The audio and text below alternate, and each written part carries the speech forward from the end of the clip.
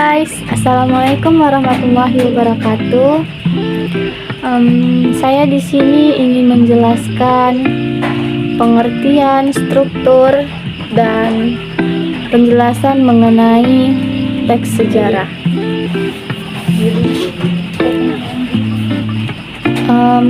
Teks sejarah biasanya kita kenal itu berisi cerita-cerita sejarah, tulisan yang berisi kejadian atau peristiwa yang benar-benar telah berlalu.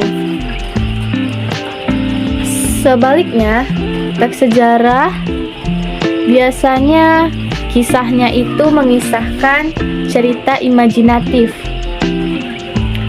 yang ditulis dengan tokoh atau latar sejarah yang memang benar-benar terjadi secara faktual. Teks cerita sejarah biasanya kita kenal dan lebih sering itu dibuat dalam bentuk narasi mengenai peristiwa pada masa lalu yang mengandung nilai sejarah. Perbedaan teks sejarah dengan novel sejarah yaitu jika novel sejarah adalah karangan prosa yang panjang mengandung rangkaian cerita bernilai sejarah, sedangkan teks sejarah sendiri adalah cerita sejarah pada masa lampau yang benar-benar sudah berlalu dan benar-benar terjadi, dan latar waktunya sesuai dengan kejadian yang telah terjadi pada masa lampau.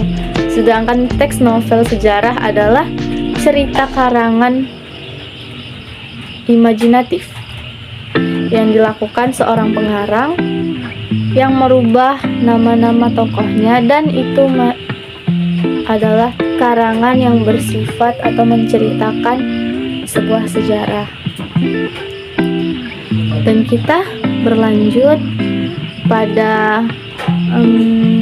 struktur cerita sejarah.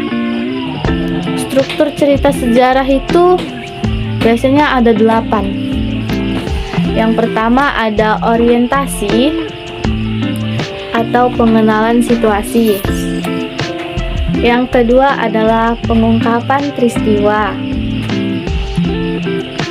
Yang ketiga ada rising action atau menuju konflik.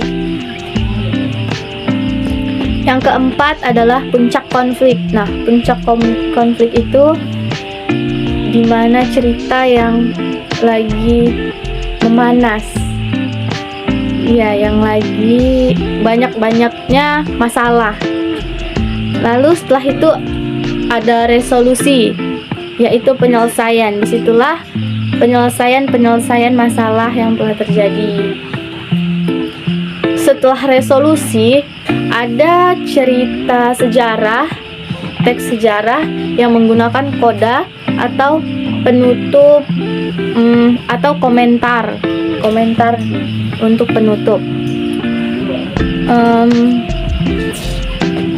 Tetapi sebagian teks sejarah tidak memiliki koda, tidak memiliki komentar untuk di penutup. Jadi untuk koda sendiri itu adalah pilihan objektif.